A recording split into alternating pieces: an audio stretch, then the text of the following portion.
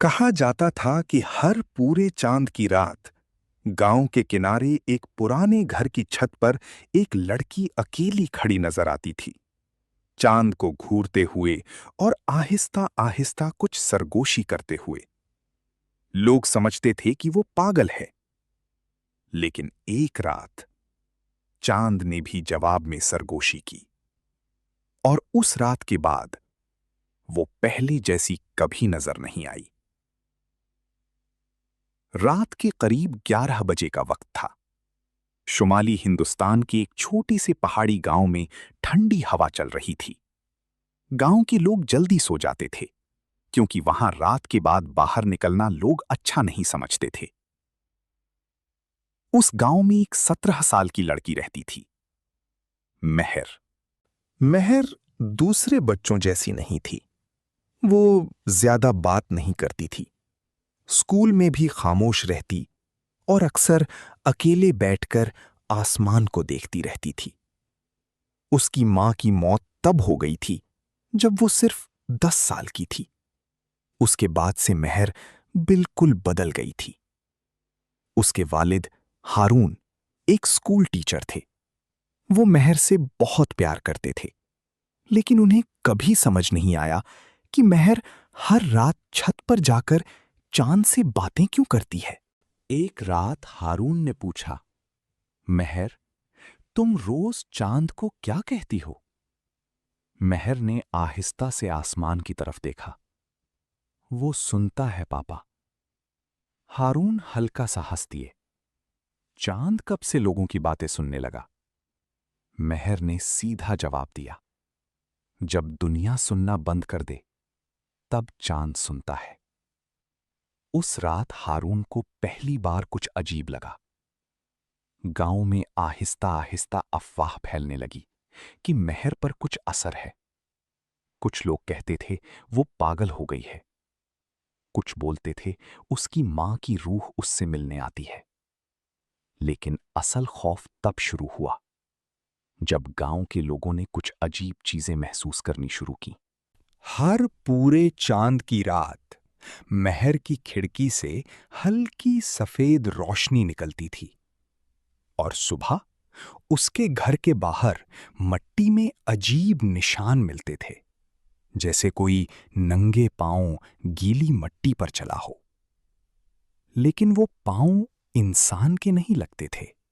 लेकिन अगले ही दिन गांव के एक बूढ़े आदमी की अचानक मौत हो गई, हार्ट अटैक। और अजीब बात यह थी कि उनकी लाश घर के बाहर मिट्टी में मिली थी, बिल्कुल वैसे ही सफेद पांव के निशानात के पास। अब लोग वाकई डरने लगे। एक दिन मेहर की दोस्त सना उसके घर आई। तुम वाकई चांद से बात करती हो? सना ने हंसते हुए पूछा। मेहर खामोश रही, फिर आहिस्ता से बोली, कल रात उसने मुझे वार्निंग दी थी। सना की मुस्कुराहट आहिस्ता आहिस्ता गायब हो गई। वार्निंग? किस बारे में? मेहर ने सीधा जवाब नहीं दिया, बस खिड़की के बाहर देखते हुए बोली,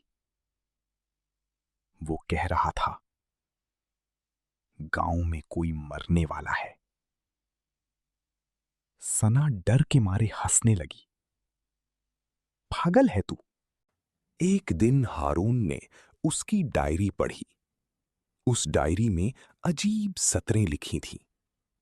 चांद सबको याद रखता है। मुर्दा लोग रोशनी के जरिए बात करते हैं। वो चाहता है कि मैं उसके करीब आ जाऊं। आखिरी सफ़े पर सिर्फ एक सतर लिखी थी, अगली पूरे चांद की रात दरवाजा खुल जाएगा। हारून के हाथ कांपने लगे। उस रात हारून ने मेहर का छत पर पीछा करने का फैसला किया।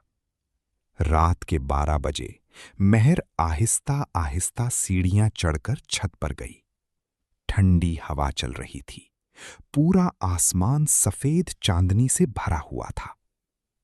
महर छत के कोने में जाकर खड़ी हो गई। फिर उसने आसमान की तरफ देखकर आहिस्ता से कहा, मैं तैयार हूं। हारून छुपकर पीछे खड़े थे। अचानक हवा बहुत तेज चलने लगी और फिर हारून ने कुछ सुना। एक आवाज, बहुत हल्की, बहुत दूर से, जैसे कोई औरत आहिस्ता आहिस्ता बोल रही हो, महर। हारून का गला खुश्क हो गया। उन्होंने इधर उधर देखा, लेकिन छत पर सिर्फ महर थी। फिर महर ने जवाब दिया,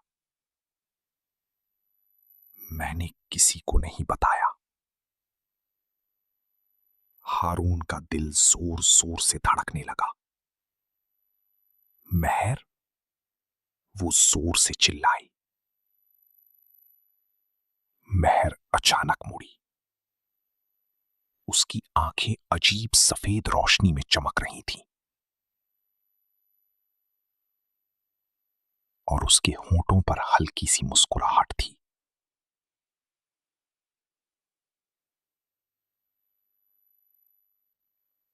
आपा, आपको ऊपर नहीं आना चाहिए था।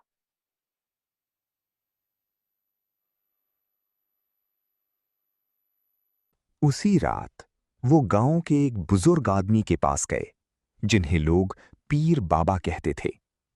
हारून ने सब कुछ बता दिया। बुजुर्ग कुछ देर खामोश रहे, फिर आहिस्ता से बोले, बहुत पुरानी कहानी है। इस गांव में एक लड़की थी जो चांद की पूजा करती थी। लोगों ने उसे चुड़ैल समझकर मार दिया था। हारून ने घबराकर पूछा, उसका महर से क्या ताल्लुक है? बुजुर्ग ने सीधा जवाब दिया, कहते हैं पूरे चांद की रात वो किसी अकेली रूह को अपना जरिया बना लेती है। हारून का चेहरा सफेद पड़ गया। मतलब मेरी बेटी? उसके पास ज्यादा वक्त नहीं है। अगली पूरे चांद की रात हारून ने फैसला किया कि वो महर को छत पर नहीं जाने देंगे। रात को उन्होंने महर के कमरे का दरवाजा बंद कर दिया। महर अंदर से चीखती रही, पापा प्लीज, वो नाराज हो जाएगा। हारून रोते हुए बोले, कोई नहीं है महर, ये सब तुम्हारे दिमाग में है। लेकिन ठीक 12 बजे पूरे घर की लाइट्स झपकने लगीं। खिड़की के बाहर से अजीब सफेद रोशनी अंदर आने लगी और फिर दरवाजा खुद ब खुद खुल गया। हारून साकित रह गए। महर आहिस्ता आहिस्ता बाहर निकली, जैसे कोई उसे काबू कर रहा हो। उसकी आंखें पूरी सफेद हो चुकी थीं। वो सीधा छत की तरफ चलने लगी। हारून उसके पीछे भागे। महर! छत पर पहुंचते ही हवा तूफान की तरह चलने लगी। आसमान में चांद बहुत बड़ा और अजीब लग रहा था। महर छत के कोने पर खड़ी हो गई। फिर उसने आसमान की तरफ हाथ बढ़ाया और उस लम्हे हारून ने वो चीज देखी जो वो जिंदगी भर नहीं भूल पाए। चांद की रोशनी में एक औरत का साया दिखाई दे रहा था। लंबे बाल, सफेद चेहरा और काली आंखें। वो आहिस्ता आहिस्ता नीचे उतर रही थी। हारून का गला बंद हो गया। महर, नीचे आ जाओ। लेकिन महर मुस्कुराई। वो मुझे घर ले जाने आई है। और फिर अचानक महर छत के किनारे से नीचे गिर गई। हारून जोर से चीखे। वो नीचे भागे, लेकिन नीचे पहुंचकर उनके कदम रुक गए। वहां कोई लाश नहीं थी, सिर्फ गीली मिट्टी थी और उस मिट्टी पर वही सफेद पांव के निशान जो आहिस्ता आहिस्ता अंधेरी जंगल की तरफ जा रही थी। उस रात के बाद मेहर कभी नहीं मिली। पुलिस तलाश करती रही, गांव वाले जंगल तक गए, कुछ नहीं मिला। बस एक चीज अजीब थी। हर पूरे चांद की रात गांव के लोग आज भी एक लड़की को छत पर खड़े देखते हैं, सफेद कपड़ों में, चांद को देखते हुए। और अगर कोई बहुत गौर से सुने तो हल्की सी आवाज आती है, वो सुन रहा है।